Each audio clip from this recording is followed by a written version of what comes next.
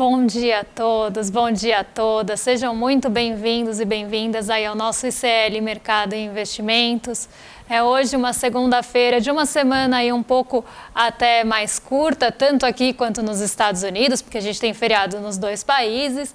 Então, uma semana mais curta, mas não por isso, né, uma semana aí com poucos assuntos para a gente tratar, né? A gente vai falar um pouco das expectativas aí do relatório Focus, né? O que mudou da semana passada para essa em relação às expectativas do mercado para os nossos principais indicadores econômicos. Vamos falar também dessas expectativas dos agentes do mercado para o desempenho da nossa bolsa nessa semana, né? Se melhorou, se piorou em relação à semana passada, que foi de alta, né? Temos aí também notícias sobre o consumo da carne no Brasil, né, que teve aí uma mudança depois de 5 anos aí, de queda. Vamos falar sobre investimento na tecnologia aqui no Brasil, da melhor perspectiva até de uma agência de ratings, né, uma agência que faz aí uma série de análises aí do nosso Brasil e do mundo em relação ao nosso crescimento. Então, um monte de notícias para a gente comentar aqui com vocês. Mas antes, né, de qualquer coisa, bom dia, André, tudo bem com você? Bom dia, Débora, bom dia a todos os nossos telespectadores aí.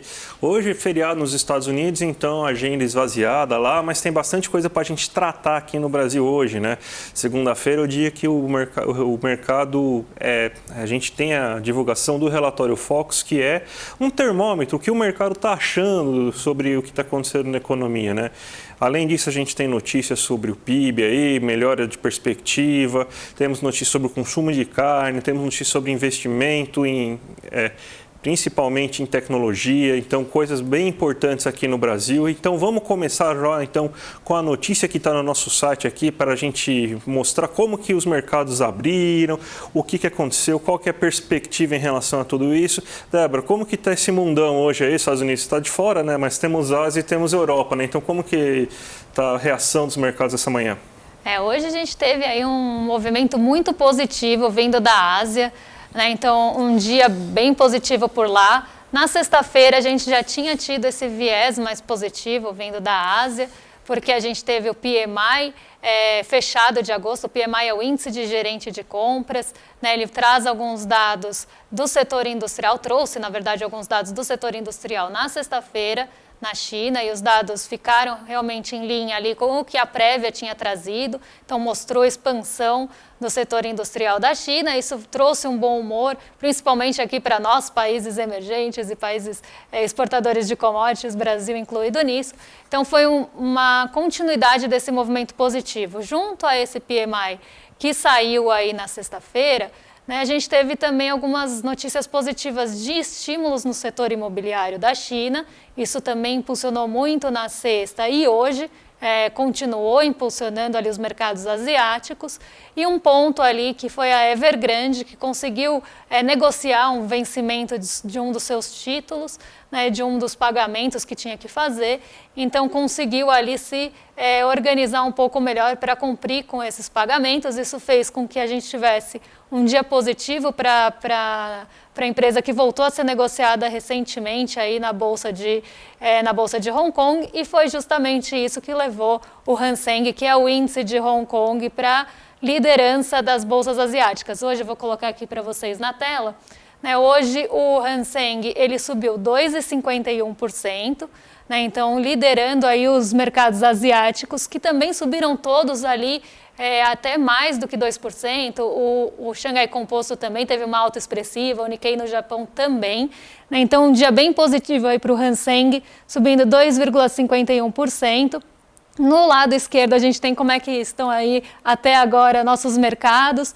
Então o Ibovespa ele está em alta hoje, dando continuidade ao movimento na sexta, mas isso a gente vai tratar com mais detalhes depois. Dólar em queda e índice de commodities também positivo, muito puxado aí, né, esse índice de commodities por esse movimento positivo da Ásia.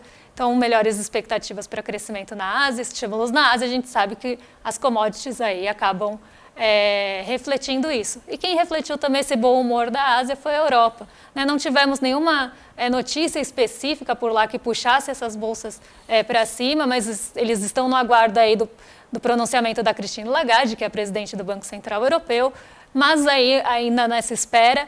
E muito puxado pela Ásia, as bolsas da Europa hoje todas positivas até o momento, André. Perfeito, Débora. Então vamos falar agora do nosso quintal aqui, vamos ver o que o nosso mercado está esperando aqui para a economia brasileira.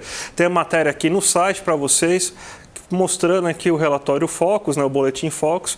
Então você teve agora esse mês, essa semana, né, que o relatório Focus ele se encerra sempre na sexta-feira e é divulgado na segunda, um aumento expressivo, principalmente em relação ao crescimento econômico previsto ao final do ano. A gente tem os gráficos aqui para vocês verem, mostrando aqui um resumão, né, das 4 principais contas do relatório Focus, né, que é o IPCA, o PIB, o câmbio e a Selic, né? Então, você tem aqui uma leve alta do IPCA, justamente porque você não tinha ainda sido captada, né, na última divulgação do relatório Focus, aquela alta do IPCA 15, que foi um pouco acima do esperado. Então, já era previsto para esse boletim Focus dessa semana que você tivesse um leve aumento. Saiu de 4,9% para 4,92%. Também teve um leve aumento para o próximo ano, saindo de 3,87% para 3,88% de inflação prevista para 2024.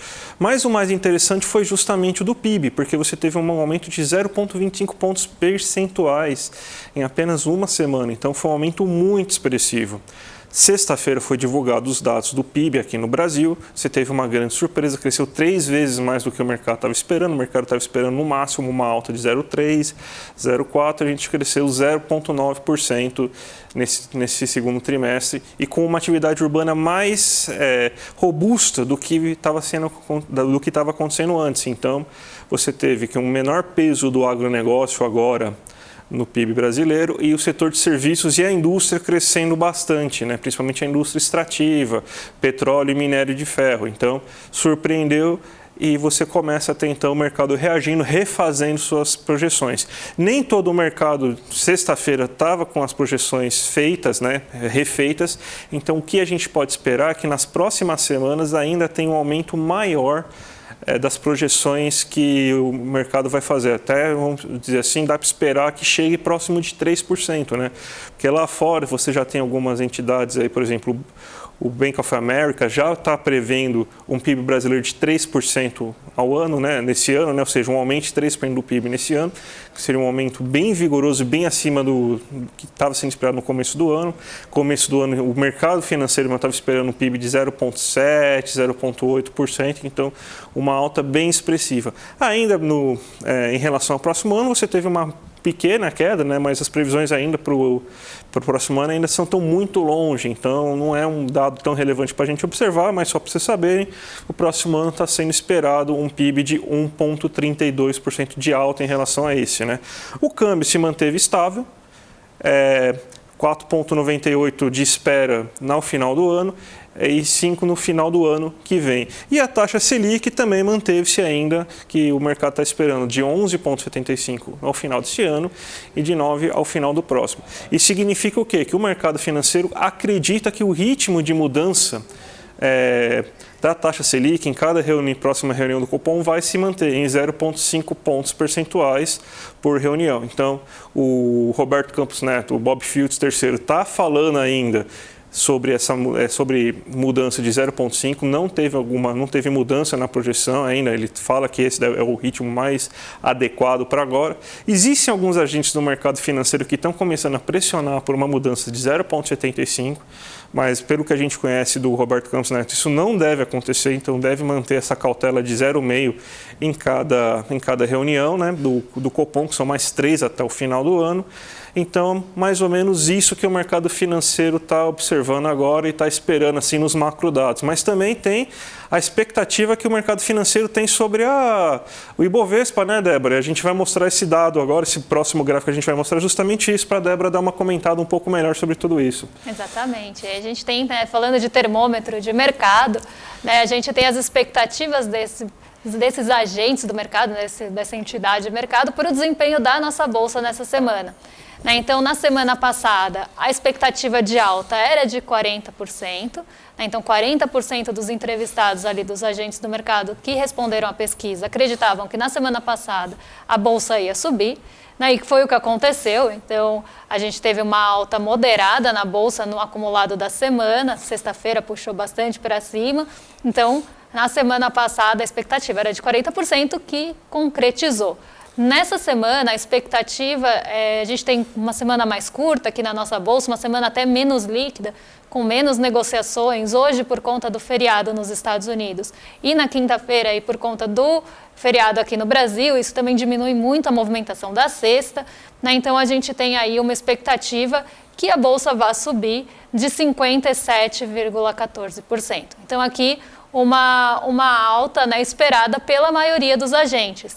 A estabilidade, né, que na semana passada estava de 60%, então que a Bolsa não iria nem subir, nem cair, que ela ia ficar próxima a zero, essa expectativa nessa semana caiu para 28%. Então, 28% dos agentes esperam que a nossa Bolsa pode ficar perto do 0 a 0. E a queda que não apareceu, né, a queda não vinha aparecendo há algumas semanas. A queda não apareceu nem na semana passada e nem na anterior. Né? Essa semana ela já apareceu com uma probabilidade, né, com uma expectativa menor do que as outras, mas pela primeira vez aí, em algumas semanas apareceu essa expectativa de queda do mercado. Então 14% dos agentes acreditam aí que a Bolsa pode cair nessa semana. Então, aqui é um cenário mais positivo, né, dos agentes do mercado em relação ao nosso Ibovespa nessa semana, que é uma semana atípica, né, que tem essa liquidez, essa negociação mais enxuta aqui e fora. A gente fica sem a referência de Nova York, isso acaba trazendo alguns impactos para dólar, né, alguns impactos em relação ao investidor estrangeiro aqui. Então, uma semana bastante atípica aí, com 2 feriados em países diferentes. Isso pode trazer uma movimentação um pouco fora do normal, mas a expectativa é essa. E a gente teve também, né, André, dados do IPEA mostrando aí, a gente falou na semana passada da desoneração, né, de alguns setores, e parece que esses setores não empregam tanto aqui no Brasil, né? Exatamente, matéria aqui no nosso site, né, que o IPEA ele fez um levantamento bem interessante, já era provavelmente, eu até li a pesquisa, né, uma pesquisa de mais de 20 páginas, tá lá no site do IPEA para quem quiser procurar. Mas o resumo dessa pesquisa é que dos 17 setores que tiveram essa desoneração na folha de pagamento, eles são setores que cortaram, na verdade, vagas formais entre 2012 e 2022 e não são aqueles setores que geraram mais emprego. Então, o que a gente vê? A gente vê que, na verdade, esses setores que conseguiram essa desoneração, que vai acabar impactando com um menor resultado fiscal e também com, provavelmente, uma maior alíquota do IVA, quando você começar a ter essa cobrança. Então, o que a gente tem como resultado disso é que um lobby muito forte desses 17 setores fizeram com que eles conseguissem essa desoneração. E esses setores não são setores que têm uma taxa de empregabilidade muito alta, são setores que estão informalizando suas carteiras, sua força de trabalho. Então, cada vez mais pessoas sem carteira de trabalho trabalhando nesses setores, ao invés de você ter, que é uma situação normal, que é a situação que seria mais desejada para a população brasileira, que você tivesse uma maior formalização desses setores, não, mas na verdade eles estão informalizando, até porque é mais barato você não pagar os benefícios que a CLT proporciona ao trabalhador. Então, eles estão informalizando e mesmo assim eles estão ganhando esse benefício. Então, olha só que beleza. Então, quando o pessoal fala, não, é a mesma história do bilionário, né? Não, porque você tem que realmente tirar imposto, porque é o setor produtivo e tudo mais.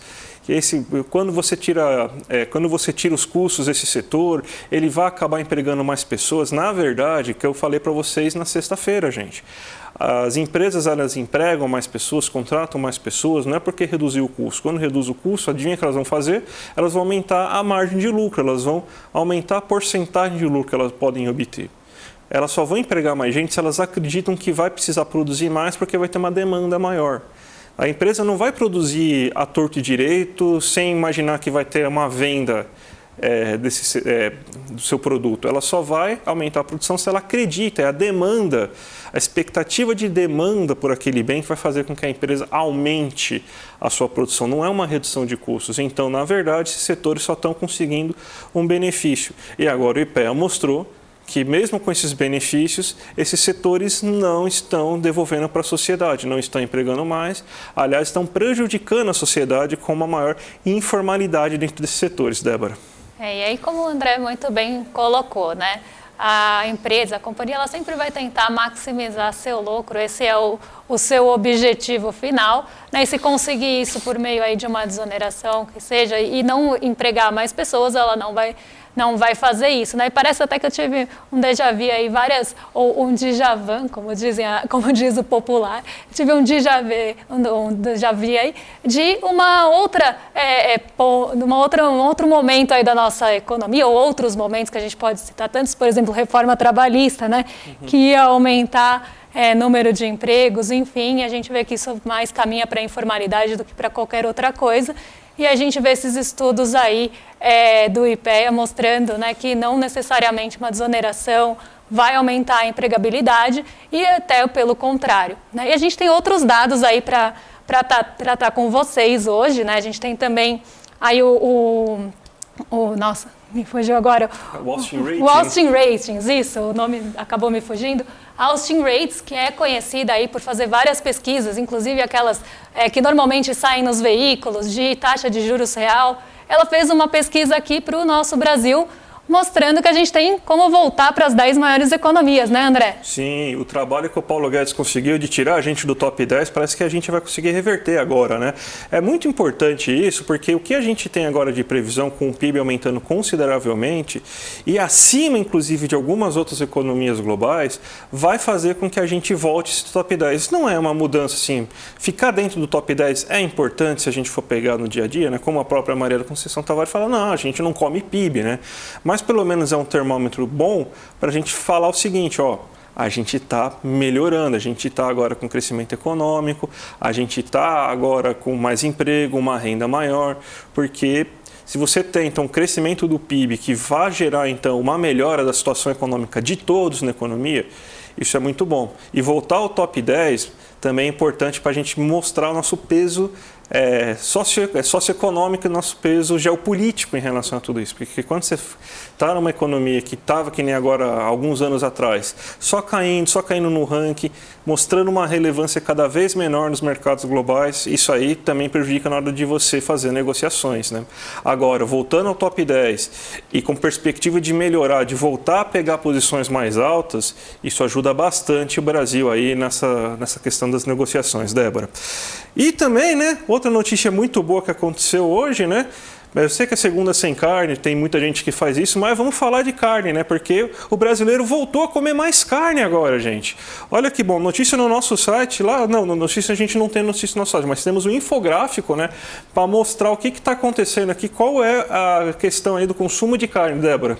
A gente não come PIB, mas muitos brasileiros comem carne, ou pelo menos comiam carne, estão voltando aí a comer, né? O Brasil, ele é um produtor aí bastante importante no mundo, tanto das carnes bovinas, né? Ele é o maior produtor de carne bovina do mundo. Quando a gente vai somar ali também as aves e os suínos, a gente fica no terceiro lugar, né? Então nós somos um produtor assim enorme de carne, mas a gente tinha visto, né, nos últimos anos o nosso consumo de carne diminuindo, né? Então a gente estava com uma produção completamente voltada, ou completamente não, mas muito voltada para a exportação, né? E o consumo de carne aqui no Brasil estava ficando bem enxuto, estava diminuindo ano a ano. Então em 2022, que foi no ano passado, o consumo de carne no Brasil tinha chegado no menor patamar em 26 anos. Tá? Então, a gente estava com um consumo no ano passado bastante aí, diminuído. Né? Quando a gente teve a maior disponibilidade de carne bovina para consumo das pessoas, né, que é o consumo calculado por pessoa, né, per capita que a gente fala, tinha acontecido em 2006, que foi quando a gente estava com um consumo de 42,8%, 42,8 quilos de carne por pessoa. Tá? Nesse ano, a gente espera que a gente volte a ter um aumento nessa disponibilidade, né, de carne por pessoa para 30,4 quilos de carne per capita. E aí a gente vê que a gente veio de 5 anos de queda, né? Então desde 2018 esse número vinha diminuindo e esse ano a gente deve ter um valor maior 8,1% maior aí do que no ano passado. E aí a gente vê aqui, né, que é aquele cálculo que o André faz para a gente, né, que a gente mostra, por exemplo, a inflação do açougue, inflação dos boletos, a gente vê que o açougue, até a metade de agosto, que foi o IPCA 15, o último dado que temos, o mais recente, nos últimos 12 meses o açougue diminuiu 6,8% e em agosto 1,1%. E aí isso explica também esse aumento de consumo e da disponibilidade da carne aí para as pessoas aqui no Brasil. Até separei um outro gráfico aqui, se vocês puderem colocar na tela, que mostra como é que a gente foi evoluindo aí ano a ano nessa disponibilidade de carne per capita. Então lá em 2018 a gente estava em 35,5 quilos, 2019 caiu para 32,2, 2020 que foi aí um patamar, né, que até é comparado agora, porque a gente conseguiu ultrapassar esse patamar de 2020, que a gente fala pré-pandemia, né, então aqui 29,2 quilos, depois 29,3, ficou bem estável, no ano passado 28,2, o menor aí, como eu falei, em 26 anos, e agora a gente volta para 30,5, então de previsão. Então aqui a gente vê que o consumo de carne parece que está voltando à mesa, né, do brasileiro, né? A gente está voltando aí com esse consumo aqui no Brasil, André. Importantíssimo isso, né? Porque é uma proteína que a gente fica muito pensando só no arroz e feijão, mas o brasileiro precisa também voltar a comer mais proteína, né? Justamente pelo fato de segurança e qualidade alimentar, né? Eu sei que muita gente é vegetariana, temos apresentadores vegetarianos, minha namorada é vegetariana, por exemplo, mas a gente pega que o grosso da população, às vezes, não come carne por uma questão de escolha, não é uma questão de escolha, é por uma questão de necessidade, justamente por não conseguir. Então, essa é uma boa notícia, a volta do aumento do consumo de carne. Significa que o brasileiro está com maior poder de compra e está conseguindo melhorar a sua qualidade alimentar, Débora.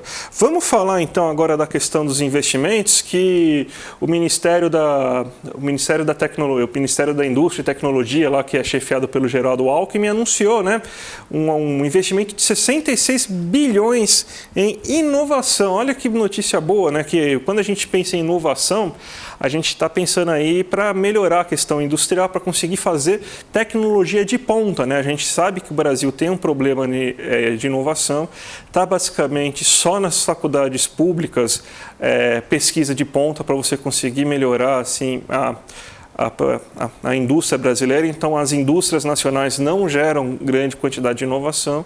Então, vamos ver se com esse com esse incentivo aí de 66 bilhões, a gente consegue alguma melhora, Débora?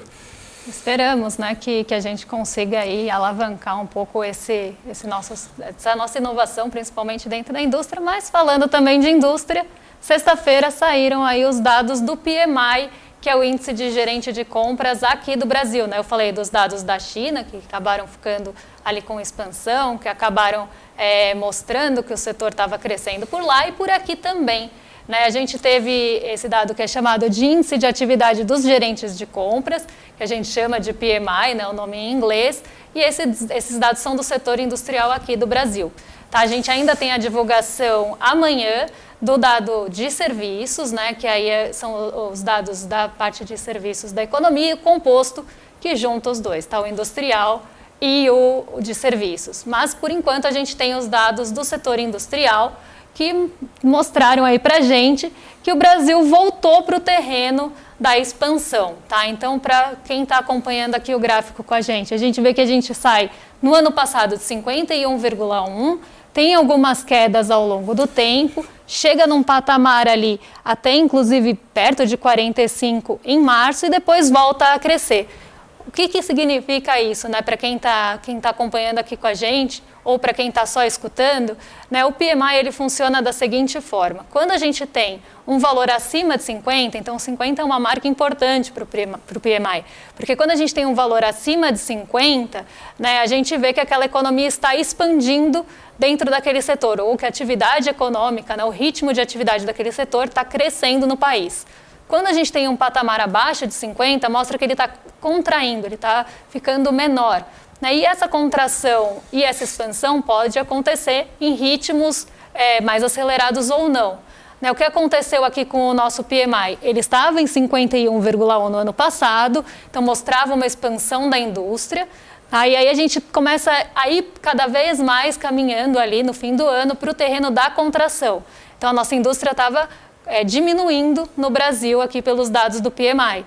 Daí a gente chega ali no patamar de 45, que é um patamar até preocupante, porque vai se afastando de 50, e aí de março para agora, em agosto, a gente começa a ver uma diminuição dessa contração, e em agosto, depois aí a gente não via expansão desde outubro do ano passado, né? Então a gente volta para esse terreno da expansão. Então os dados estão mostrando que a indústria voltou a expandir, e foi diminuindo nesse período a contração e voltou a expandir agora em agosto.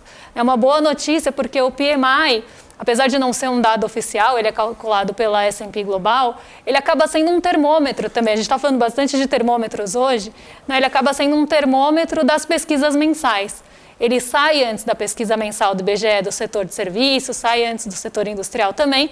Então ele mostra para onde deve caminhar, né, o nosso setor industrial na pesquisa mensal divulgada pelo IBGE, que vai sair aí com os dados relativos a agosto. Né? Então aqui a gente tem uma perspectiva de que os dados venham melhores nesse mês. Então o PMI ele traz um pouco essa sensação para a gente. Hoje vão sair os dados da China também à noite, então um dado importante para acompanhar, né? Um dado aí dos serviços e o composto. E também amanhã de manhã temos aí a nossa divulgação dos PMIs do Brasil. Mas uma boa notícia aí para o nosso setor industrial que anda tão fragilizado. Né? Vamos falar rapidinho então, Débora, de como que está a nossa bolsa, como que está o nosso mercado aí. Vou colocar aí pedir para colocar na tela aí para o pessoal ver, né? Como que está o Ibovespa, como que está então o resumão aí do nosso dia.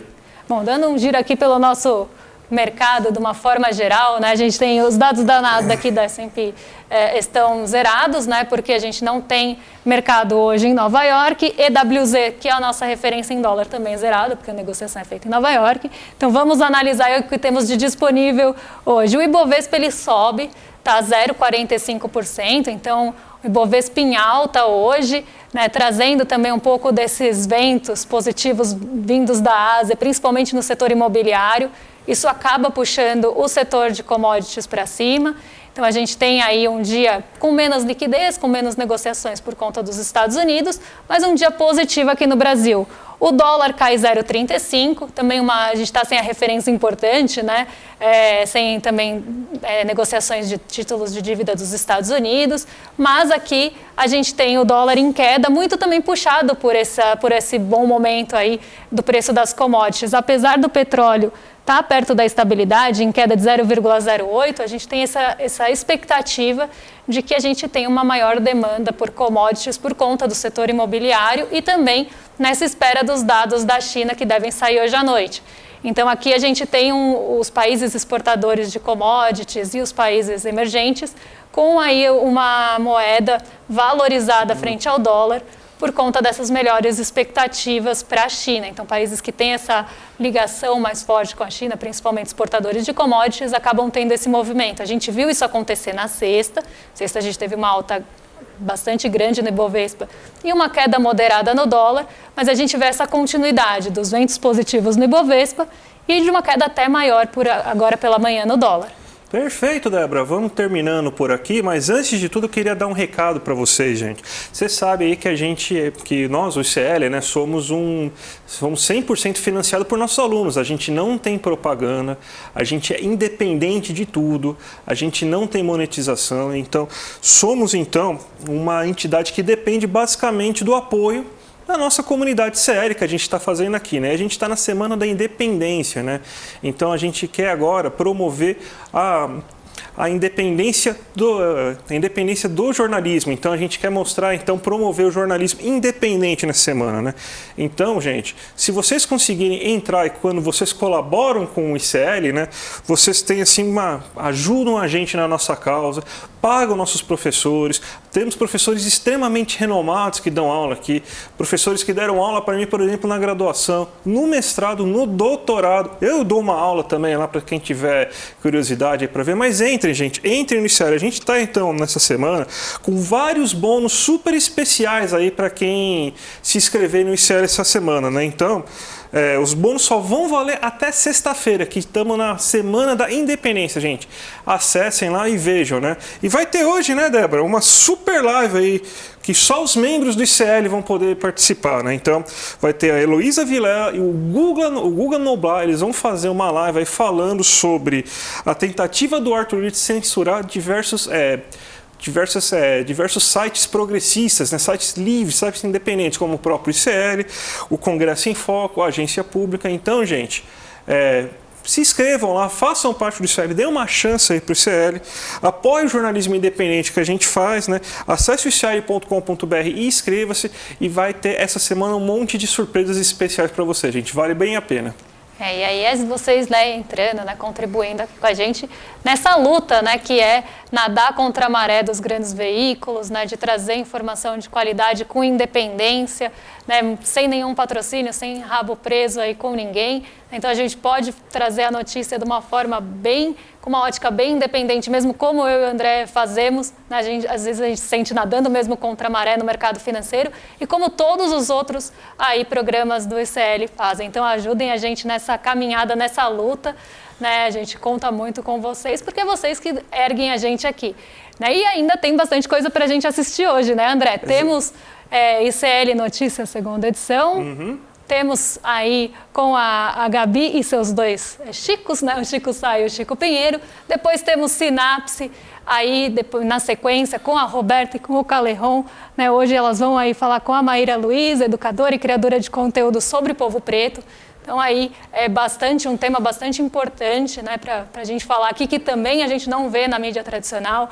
Então temos aí uma continuidade de programas para você assistir ainda hoje.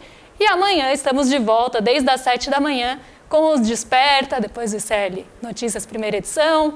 Temos também o Em Detalhes, e a gente aqui às 11 horas, trazendo os detalhes e os detalhes do mercado para vocês. Perfeito, gente. Então, continuem assistindo o ICL durante o dia. Lembrem-se de se inscrever também no ICL para pegar essa super live aí da Elo Vilela e do Guga Noblar. E a gente se vê amanhã, gente. Um abraço e até mais.